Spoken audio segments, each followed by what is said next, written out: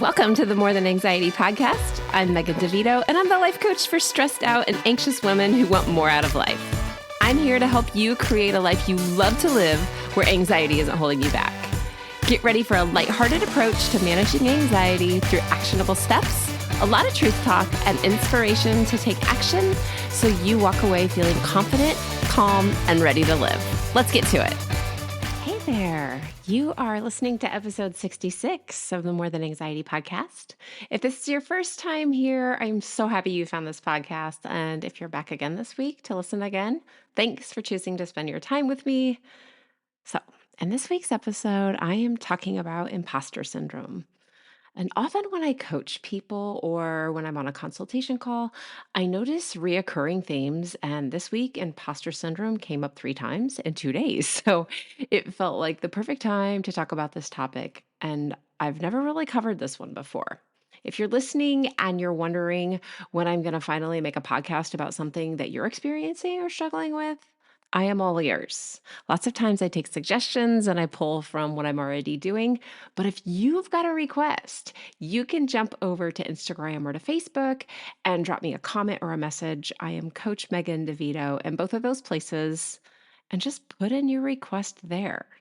I'm here to help you guys feel better, and it just makes it so much simpler when I know exactly what you need. So don't be shy about asking. I promise you that you are not the only person in the world who needs help with whatever it is that's keeping you stuck. For this week, though, I'm going to talk about what imposter syndrome is and what it might be like for you. And this isn't a full list because your brain is unique and your thoughts are too. But you will 100% be able to relate to these situations and if this is an issue for you. So I'll talk about coping mechanisms that you might use now to try to feel better or to feel less like an imposter. And I'm going to tell you why those things aren't actually helping you. And of course, I will share with you what will help so that you can start letting go of those thoughts about who you are and start finding out what you're actually capable of so you feel great and you can go out into the world and do amazing things. That's really what we all need, isn't it? So let's get started by nailing down what the heck imposter syndrome actually is. You might have heard of this before, and maybe you think that it could be you, but you're not totally sure. So I'll explain it like this. Imposter syndrome is a condition that lots of times high achieving or successful or really intelligent people experience when they feel anxious about their success. And even though these people are really successful in their careers or in their life, they don't actually internalize that. They think that success happened as an accident, or they feel like a phony or a fraud, almost as if they're lying or trying to hide themselves so that nobody will find out what a load of crap it is, that they're actually doing anything good. They think that um, they'll be found out for what they believe that they really are, even though it's not true. This goes way beyond feeling like humble or having that like nice humility and things like that, which those can be good sometimes, but imposter syndrome is a lot deeper than that. And it keeps you from not only feeling successful, but it also makes you feel anxious about how long it's going to be before somebody finds out that you're not who you say you are, or that you've just been on a lucky streak. And then you think it's all going to fall apart and people will see you for who you really are. But that's just your thoughts because you're actually really amazing and you wouldn't be successful if you weren't. And I know that that's rational. And I also know that anxiety is not rational.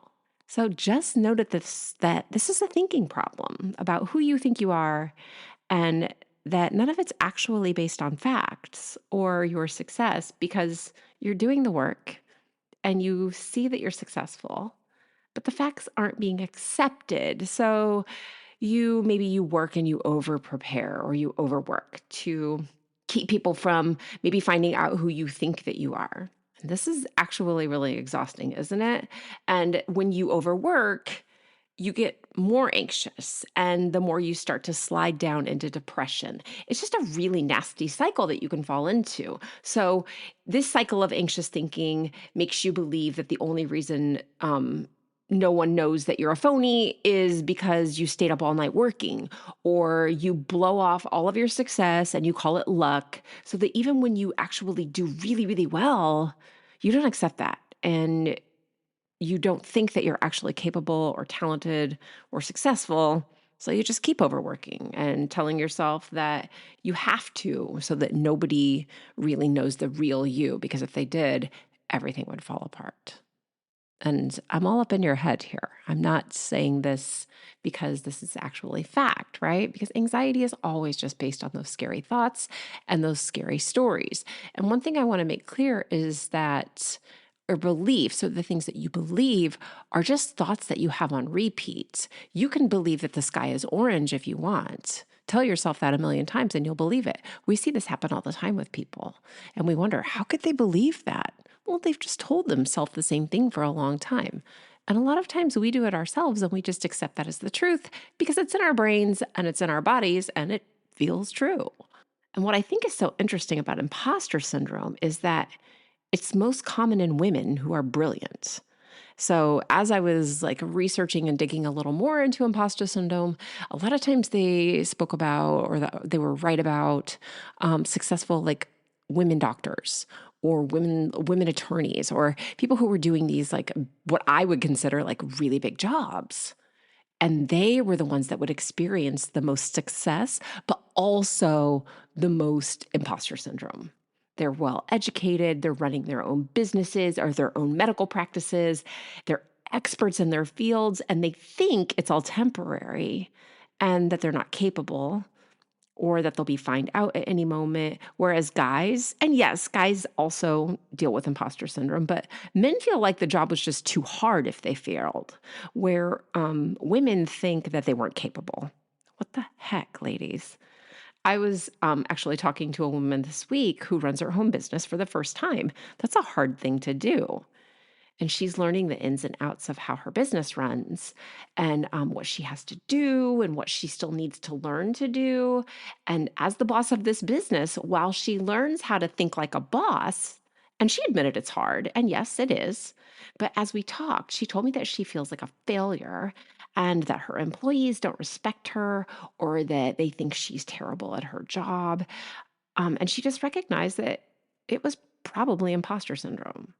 Her words, not mine. And she was spot on though, and she knows herself really well. But knowing that you feel like an imposter doesn't stop those thoughts about actually being an imposter. It only lets you feel more like an imposter. So we have to work on what she thinks makes her an imposter, that keeps her doing everybody else's job or running herself ragged. Because by the time she gets home, she's exhausted and she is just hating this incredible business that she built and that she really honestly said she wants to grow. And this is what it's like to be stuck in that cycle of coping and repeating and coping and repeating. So the coping was, it's okay, I'll just do it all myself. I'm going to get it done. I have to do these things myself because I'm the boss. And then I feel like an imposter because I'm exhausted and I don't think people respect me. So I repeat the process and I do everybody else's stuff. That's where we're stuck.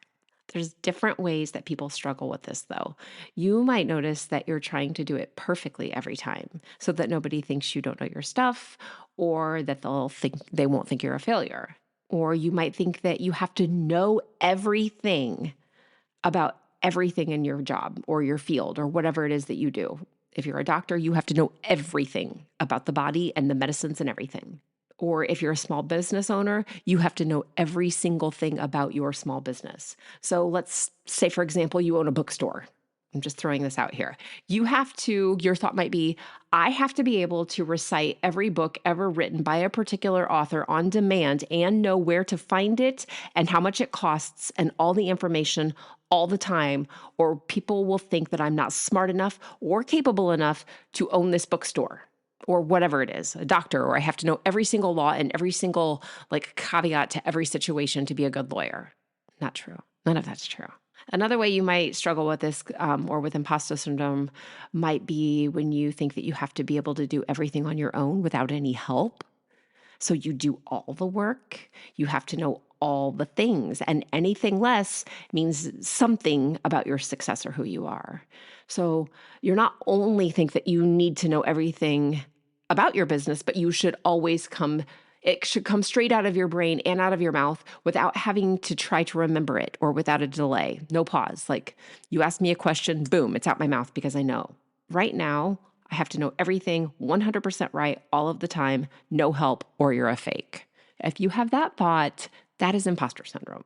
So when you're in this place and you're holding yourself to these impossible standards, you start to notice that even when you're successful and your business is thriving and you have happy and healthy patients and you're winning court cases and you're writing incredible proposals and you're selling out your cupcakes or your quiches or your flowers or your services day after day, you're still telling yourself it's nothing.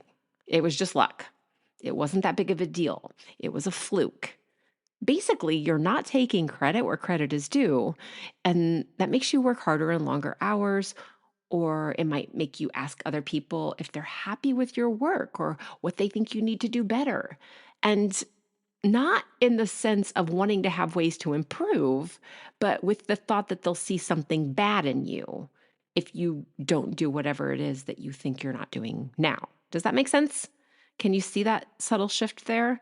One is asking for constructive feedback to get better, which is fantastic. The other is to find the holes where they might be able to see that you're not who you think or who they think that you're pretending to be. Did I get that sentence out right? So, working hard and doing your best, of course, is fantastic. And it's required for most people to be successful. But so is being able to recognize your success. And that is where the disconnect comes in. It can feel really good to work hard. You can get these incredible endorphins from hard work. But when that work is keeping you feeling safe from being seen, or when you think you're an imposter, but you're working ungodly hours and trying to be perfect to know everything, is you're exhausted. And then you start to get depressed because you feel like you can't keep up and you're not good enough. And then you burn out. And you'll wind up wanting to quit the business that you worked so hard for and that you loved. You'll be depressed from seeing all these failures in your mind over and over again. And you're going to wind up sabotaging your own success so that you actually do fail on purpose so nobody has to see you fall apart. So I see women working their asses off day after day to be the best mom, or the best writer, or the best strategic planner, and the best student, always thinking that they have to stay extra successful, but also stay on the down low because they're afraid of being seen. Because if they are seen as successful and strong, sometimes they think they don't deserve it. And other times they think it's just going to fall apart. So they go ahead and take care of that themselves and they give up, or they pull back, or they drop out, or they quit their business or their career. But here's the thing. Here's what I get to see. You guys are brilliant. And I know there's part of you that knows it, but the other part of you thinks that if you aren't perfect all the time or if you don't know everything, that it's not enough. And I see you guys, and I see what you're saying to yourselves, and I see how that plays out in your day-to-day lives. This is how I help people, though. I'm talking with you every week, right? When I'm coaching women, I'm talking with them every week. And I start finding these things that they say on repeat. You keep telling me this. Tell me more. Tell me why you believe this.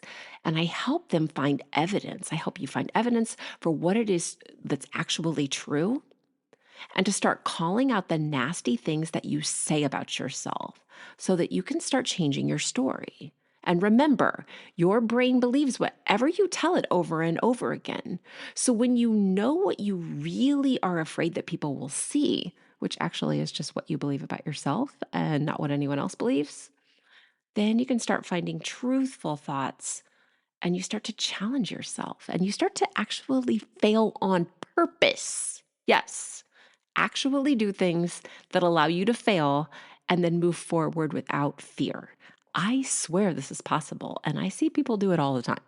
And here's what this looks like. Whatever you're thinking now about who you are or who you're not comes out in the things that you do on a daily basis and the things that you say on a daily basis.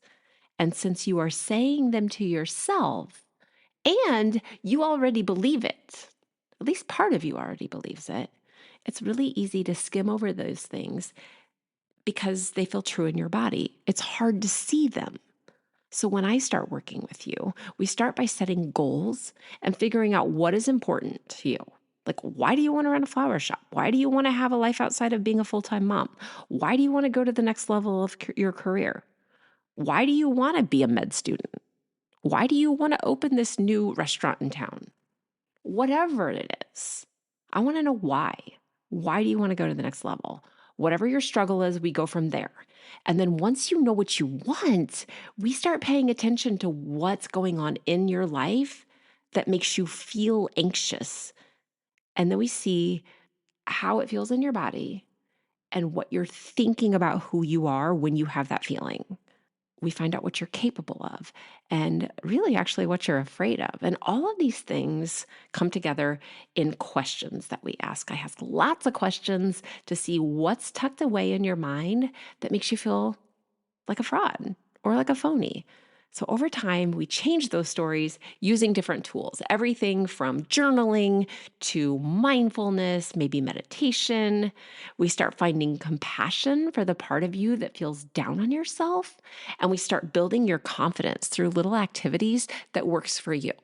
Never, ever am I going to make you do something that you are like, I absolutely refuse to do this. No, no, no. You have so much say in this. This is your life and your process, your business, and your brain. I want you to have agency in this.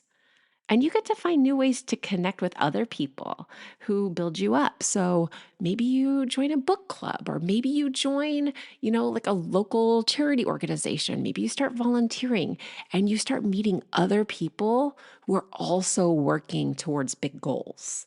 And they start to encourage you, and you start to reach their goals, and you start to help them reach their goals, which is so much fun.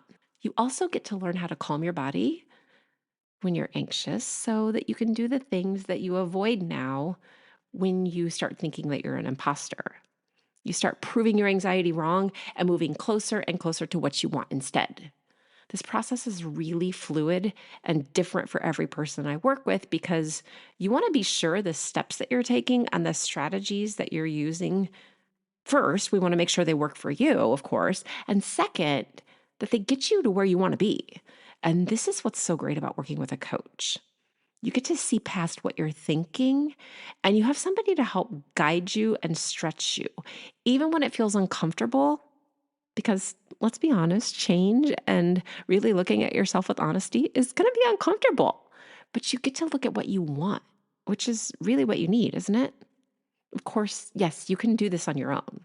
But for a lot of people, since we are creatures of habit, it's kind of hard. And honestly, it's a little overwhelming and scary sometimes to try to change without seeing what you're doing that is keeping you stuck and feeling rotten. And I have personally worked with women who have changed the trajectory of their careers. They've gone from feeling like a terrible mom because they were too anxious to connect with their kids to being present and having fun with their kids. And with women who are hiding out of fear of being seen to starting their own businesses. And women who've let go of abuse in the past and fear and started new lives full of love and confidence and new marriages. And when you let go of the story about why you're not enough or why you shouldn't be seen or successful, you start sharing your gifts and your light with the world. And my friends, we need so much more goodness and light in this world, especially from women. So to talk with me about how I can help you, you can go to the show notes and you can schedule a consultation call. I've posted a link there. It's super simple. You click the link, it brings up my calendar, you pick a time that works for you, and then you call me and we talk on the phone. It's all about you, about how you're feeling right now. Why do you think you're an imposter? Tell me what's going on. What are people going to find out? And we start finding out what you would rather feel. What do you want to do instead? If you didn't feel like an imposter, what would be happening? It's a really fun conversation where you get to start seeing what's available to you when you're not stuck feeling anxious and like a big phony. So, like I said, you can go to the show notes or you can find me on Instagram or on Facebook. I am Coach Megan DeVito in both of those places. If I don't talk to you before, I will be back again next week. Take care. I hope you enjoyed this episode of the More Than Anxiety podcast. Be sure to subscribe and leave a review so others can easily find this resource as well. And of course, if you're ready to feel more relaxed, have more energy, more confidence, and a lot more fun, go to megandevito.com/work with me, or just to the show notes to talk to me more about coaching. See you soon.